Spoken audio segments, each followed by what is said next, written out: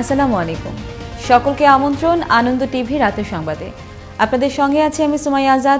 কঠোর লকডাউনে সারা দেশের মতো সচল রয়েছে গাজীপুরের কলকারখানাও। জীবন জীবিকার তাগিদে সরকার কলকারখানা চালু রাখলেও দেখা দিয়েছে স্বাস্থ্যবিধি নিয়ে শঙ্কা। সড়ক মহাসড়কে নিয়ে গণপরিবহন, এতে কারখানা শ্রমিকদের গুনতে হচ্ছে অতিরিক্ত ভাড়া। তবে স্বাস্থ্যবিধি নিয়ন্ত্রণে কাজ করছে গাজীপুর জেলা প্রশাসন। গাজীপুর থেকে অজয় সরকার ঝুটনের প্রতিবেদনে আরো জানাচ্ছেন মোস্তফা কামাল তোহা। গাজীপুরে ছোট বড় মিলিয়ে কলকারখানা রয়েছে ২০৭২টি। এর মধ্যে অর্ধেকের বেশি পোশাক কারখানা। এসব কারখানায় কাজ করেন অন্তত ২৫ লাখ শ্রমিক। অধিকাংশ কারখানাতেই নিজস্ব পরিবহন ব্যবস্থা না থাকায় দূর দূরান্ত থেকে শ্রমিক ও পেশাজীবীরা অসহনীয় ভোগান্তি পোহাচ্ছেন। সড়কে এসে পাচ্ছেন না গাড়ি, সিএনজি চালিত অটোরিকশা, ব্যাটারি রিকশা ও মোটরসাইকেলে ৩ গুণেরও বেশি ভাড়ায় যাচ্ছেন গন্তব্যে। সবচেয়ে বড় সমস্যাগুলো করতেছে যানবাহন সেক্টরটা। এরা এক প্রকার দিনে দুপুরে চিন্তাই করছে। নর্মালি 10 টাকা ভাড়া, কিন্তু 20 টাকা 30 টাকা চাওয়া পড়ে থাকে। প্রজ্ঞাপনে কলকারখানার স্বাস্থ্যবিধি মেনে নিজস্ব ব্যবস্থাপনায় চালু থাকার কথা থাকলেও শিল্প কারখানার বাহিরের চিত্রটা অনেকটাই ভিন্ন। স্বাস্থ্যবিধি উপেক্ষা করে সড়কে চলাচল করছে শ্রমিকরা, নেই কোনো সামাজিক দূরত্ব। তবে কারখানা কর্তৃপক্ষ বলছে সরকারি সকল স্বাস্থ্যবিধি মেনে কারখানা পরিচালনা করছেন তারা। একটা মেশিনের মাঝখানে আরেকটা মেশিনে বা ওয়ার্কারদের যে দূরত্ব করার জন্য আমরা সেপারেট দিয়েছি, সেটা আপনারা দেখেছেন। এছাড়া আমরা প্রতিনিয়ত আমাদের ফ্লোরগুলোকে আমরা জীবাণুনাশক দিয়ে পরিষ্কার করছি। গাজীপুরে নিবন্ধিত প্রায় ২৫ লাখ শ্রমিক থাকায় অফিস টাইমে একটু ভিড় হয়, তবে পরিস্থিতি সামাল দিতে রয়েছে মনিটরিং টিম। এখানে আমাদের নিবন্ধিত প্রায় ২৫ লক্ষের মতো শ্রমিক আছে, আর অন্যান্য সহ তারা সকলেই যাতায়াত করছে কারখানাগুলোতে, যার দরুন একটু তাদের যে অফিস টাইমগুলোতে একটু ভিড় হয়, কিন্তু এটির জন্য আমাদের মনিটরিং কমিটি আছে। ৭৭টি মোবাইল কোর্ট পরিচালনা করে ৫০০ জনকে অর্থদণ্ড, ৫ জনকে কারাদণ্ড দিয়ে মোট ৫০৫টি মামলা করা হয়েছে ইতোমধ্যে। পাশাপাশি চলমান লকডাউন কার্যকরের জন্য গাজীপুর জেলা জুড়ে রয়েছে ৩২টি পুলিশি চেকপোস্ট, এমনটাই জানালেন গাজীপুর জেলা প্রশাসক। আমরা এই জেলায় ৭৭টি মোবাইল কোর্ট পরিচালনা করেছি। সেখানে আমাদের এই ৭৭টি মোবাইল কোর্টে আমাদের ৫০৫টি মামলা হয়েছে। লকডাউনের সত্যিকার সুফল পেতে হলে তা হতে হবে সর্বাত্মক। তবে জনবান্ধব সরকার জীবন জীবিকার তাগিদে কলকারখানা চালু রাখলেও স্বাস্থ্যবিধি না মানলে সামনে সরকারই নিতে পারে আরও কঠোর পদক্ষেপ। সকলকেই মানতে হবে স্বাস্থ্যবিধি, থাকতে হবে সচেতন। মোস্তফা কামাল তোহা, আনন্দ টিভি, ন্যাশনাল ডেস্ক। করোনা মহামারীর মধ্যে রাজধানীতে ডেঙ্গুর প্রকোপ বাড়ছে, হাসপাতালেও বাড়ছে ডেঙ্গু রোগীর সংখ্যা। এজন্য ডেঙ্গুর প্রকোপ রুখতে ওয়ার্ড পর্যায়ে তদারকি বাড়ানোর তাগিদ দিয়েছেন ঢাকা দক্ষিণ সিটি কর্পোরেশনের মেয়র শেখ ফজলে নূর তাপস। মঙ্গলবার সকালে অনুষ্ঠিত এক সভায় নগর ভবন থেকে ভার্চুয়ালি যুক্ত হয়ে মেয়রের তাগিদ দেন। আবারও দেশের খবর। মানিকগঞ্জের আরিচায় ফেরির টিকিট বুকিং কাউন্টারে পণ্যবাহী যানবাহনের চালকদের কাছ থেকে আদায় করা হচ্ছে ৫০০ থেকে ১,০০০ পর্যন্ত অতিরিক্ত টাকা। গাড়ির চাপ বেড়ে যাওয়াকে সুযোগ হিসেবে নিয়ে বিআইডব্লিউটিসি এবং স্থানীয় প্রভাবশালীদের একটি চক্র ট্রাকের চালকদের কাছ থেকে হাতিয়ে নিচ্ছে বাড়তি টাকা, এমন অভিযোগ চালকদের। তবে গাড়ির ওভারলোডের কারণে অতিরিক্ত টাকা নেওয়ার বিষয়টি স্বীকার করলেও সে টাকা কিভাবে সরকারি হিসেবে যোগ হচ্ছে তার কোনো সদুত্তর দিতে পারেনি বিআইডব্লিউটিসির আরিচাঘাটের টিসি। এই টিকিট মনে করেন যে আমাদের থেকে অরিজিনাল সরকার রেট হলো ১৪০০ টাকা ক্যাপাসিটি মাল। এবার এটা মনে করেন যে ঘাটে আসলে হয়ে যায় ওভার মাল। সেই টিকিট আজকে আমাদের থেকে নিচে মনে করেন যে ২২০০ টাকা। ১৪০০ টাকা নিচে মানে লেয়া হলো ১৮০০, মানে ১৪০০ টাকা টিকিট আছে। ২২০০ আবার না দিলে টিকিট দিব না, যান আপনি চলে যান। ঢাকা থেকে আসছে বুড়িমারি যাবো, ২৮০০ টাকা নিয়েছে। পাবলিক সার্ভিস তো এখানে ভিতরে যেহেতু ঘাটে একটু ঝামেলা আছে, পারাপার একটু কম হচ্ছে, যার ফলে দেখা গেছে অনেক ধরনের অভিযোগ বা থাকে। এটা যদি আমরা হাতে নাতে কোনো পাই তাহলে অবশ্যই আমরা এই ধরনের ব্যবস্থা নিব, যে এটা সুরাহা করার জন্য। লেবুখালী শেখ হাসিনা সেনানিবাসে সেনাবাহিনীর নিজস্ব তহবিল থেকে দরিদ্র জনগোষ্ঠীদের মাঝে খাদ্য সহায়তা প্রদান করলেন সেনা সদস্যগণ। মঙ্গলবার সকাল ১০টায় সদর উপজেলার পুরাতন ফেরিঘাট এলাকার ঘরে ঘরে গিয়ে খাদ্য সহায়তা প্রদান করা হয়। এতে নেতৃত্ব দেন অধিনায়ক ৪২ field regiment artillery lieutenant colonel Khandakar Munir Hossain. নওগাঁর পোরশা উপজেলার চকবিষ্ণুপুর গ্রামের মুজিবুর রহমানের শ্বাসকষ্ট বেড়ে গেলে পোরশা সরকারি হাসপাতালে ভর্তি করা হয়। অবস্থার অবনতি হলে পরের দিন রবিবার সকাল ৮টার দিকে সরকারি অ্যাম্বুলেন্সের মাধ্যমে রাজশাহী মেডিকেল কলেজ হাসপাতালে নিয়ে যায় তার পরিবারের লোকজন। বেলা ১১:৩০টার দিকে চিকিৎসার পূর্বেই মৃত্যু হয় মুজিবুরের। এদিকে মুজিবুরের কন্যা মরিয়ম বাবার লাশের পাশে কান্নাকাটি করলে সেই ভিডিও সামাজিক যোগাযোগ মাধ্যমে ভাইরাল হয়। রাজশাহী লেগেছিলাম, মরে গেছিলাম, কামছিলাম, পরে অ্যাম্বুলেন্সে করে অক্সিজেন দিয়ে রাজশাহী লেগেছি। রাজশাহী যাওয়ার পর আমার স্বামী মারা গেছে। মঙ্গলবার দুপুরে বরিশাল শেখ হাসিনা সেনানিবাসের আদ্রাস পদাতিক ব্রিগেডের 43 বি ইউনিটের সদস্যরা মোরেলগঞ্জে কুঠিবাড়ি এলাকায় ও শরণখোলার খুরিয়াখালী গ্রামে দরিদ্রদের বাড়ি বাড়ি গিয়ে খাদ্য সামগ্রী বিতরণ করেন।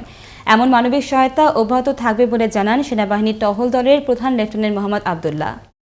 করোনা পরিস্থিতি মোকাবেলায় দিনাজপুরের সাংবাদিকদের সাথে মতবিনিময় করলেন সেনাবাহিনীর কর্মকর্তাগণ। মঙ্গলবার বিকেলে স্থানীয় অফিসার্স ক্লাব হলরুমে আয়োজিত এই সভায় প্রধান অতিথি হিসেবে উপস্থিত ছিলেন মেজর আবদুল্লাহ আল ইমরান। সভায় জেলায় কর্মরত বিভিন্ন গণমাধ্যম কর্মীগণ উপস্থিত ছিলেন। দেখছেন আনন্দ টিভি রাতের সংবাদ, সঙ্গে আছি সুমাইয়া আজাদ। কঠোর লকডাউনের বিধিনিষেধ বাস্তবায়নে মঙ্গলবার দুপুরে টাঙ্গাইল শহরের বিভিন্ন এলাকায় 23 জনকে 13,100 টাকা জরিমানা করেন ভ্রাম্যমাণ আদালত। টাঙ্গাইল সদরের সহকারী কমিশনার ও নির্বাহী ম্যাজিস্ট্রেট খায়রুল ইসলামের নেতৃত্বে এবং র্যাবের সহায়তায় এই অভিযান পরিচালিত হয়। এ সময় আইনশৃঙ্খলা বাহিনীর অন্যান্য সদস্যগণ উপস্থিত ছিলেন। কারণ ছাড়াই যেন কোনো মানুষ বের না হয় এবং নিত্য প্রয়োজনীয় পণ্য সামগ্রীর দোকানের বাইরে অন্য কোনো দোকান খুলছে কিনা, যারা দোকান খুলছে তাদেরকে আমরা প্রথম দিকে অ্যালার্ট করে দিয়েছিলাম, কিন্তু এখন অ্যালার্ট করছি না, আমরা তাদেরকে জরিমানা করছি।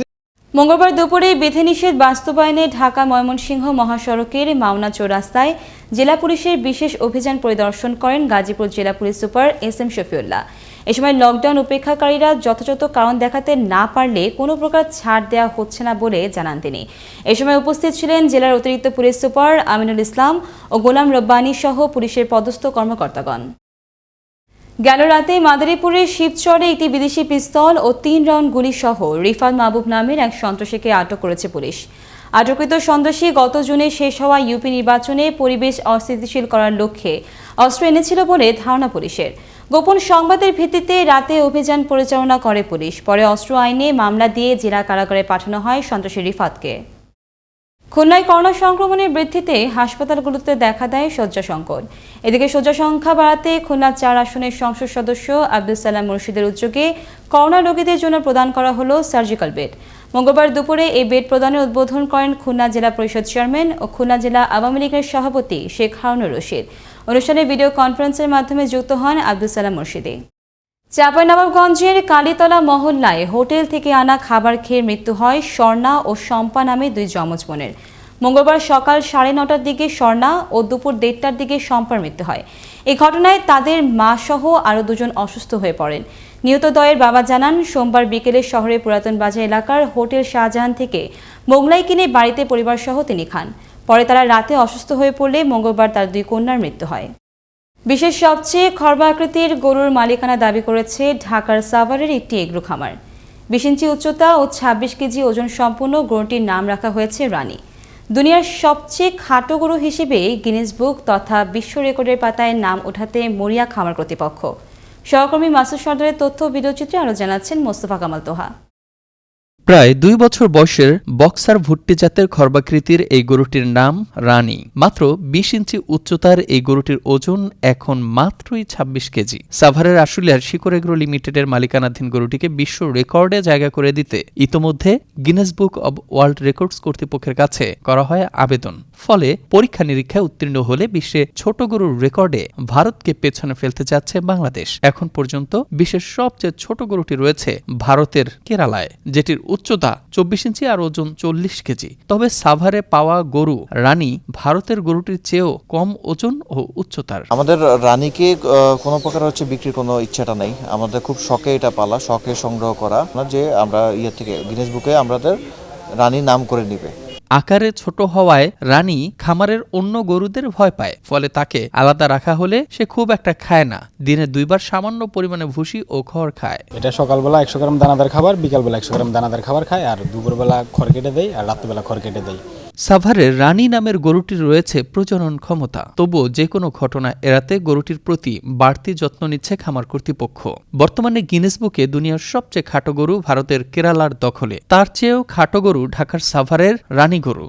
তবে মজার ব্যাপার হচ্ছে, এছাড়াও বিশ্বের সবচেয়ে সংক্ষিপ্ততম জাতের গরু রয়েছে। হ্যাঁ, অবাক হলেও সত্য, পুঙ্গানুর জাতের গরু হলো পৃথিবীর সবচেয়ে খাটো গরু, যার দেখা মেলে ভারতের অন্ধ্রপ্রদেশে। এর উচ্চতা মাত্র 16 ইঞ্চি। রহস্য ঘেরা পৃথিবীর সবকিছুতেই রহস্য। এই রহস্য যখন ভেদ হয় তখনই অজানা বিষয়গুলো আসে সামনে। তবে সকলেরই প্রত্যাশা, খাটো জাতের গরুর বিশ্ব রেকর্ডে স্থান করেনি সাভারের রানী নামক গরুটি। মুস্তাফা কামাল তোহা, আনন্দ টিভি, ন্যাশনাল ডেস্ক। কুমিল্লার মনোহরগঞ্জে পূর্ব শত্রুতার জের ধরে কুপিয়ে হত্যা করা হলো আব্দুর রহিম নামের এক ব্যক্তিকে। এ ঘটনায় অভিযুক্ত রহমত আলী নামের একজনকে গণধোলাই দিয়ে পুলিশের সোপর্দ করে স্থানীয়রা। মঙ্গলবার সকাল ৯টার দিকে উপজেলার উত্তর ঝলম ইউনিয়নের ধিকচন্দা এলাকায় এই হত্যাকাণ্ডের ঘটনা ঘটে। মনোহরগঞ্জ থানার ভারপ্রাপ্ত কর্মকর্তা মাহবুবুল কবির এ তথ্য নিশ্চিত করেন। টাঙ্গাইলের ঘাটাইলে ৩৩০ পিস ইয়াবা ও একটি মোটরসাইকেল সহ আলমগীর হোসেন নামে এক মাদক কারবারিকে আটক করেছে র্যাব ১২।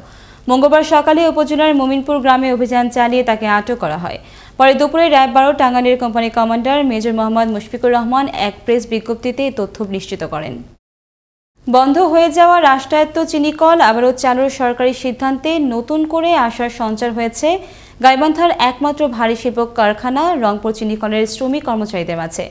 ইতিমধ্যেই সংযুক্ত আরব আমিরাত ও থাইল্যান্ড চিনিকলগুলোতে অর্থ বিনিয়োগের মাধ্যমে আধুনিকায়ন করে লাভজনক প্রতিষ্ঠানে পরিণত করতে আগ্রহ প্রকাশ করায় এসব বন্ধ চিনিকল পুনরায় চালুর সিদ্ধান্ত নেয় সরকার। এ খবর জানার পর কর্মহীন চিনিকল শ্রমিক কর্মচারীরা নতুন করে আশার আলো দেখতে পাচ্ছেন। এই ছিল এখনকার মতো। আনন্দ টিভির সর্বশেষ সংবাদ এবং বিনোদন সবার আগে দেখতে ভিজিট করুন www.facebook.com/anandotv পেজে। ধন্যবাদ সকলকে, শুভরাত্রি।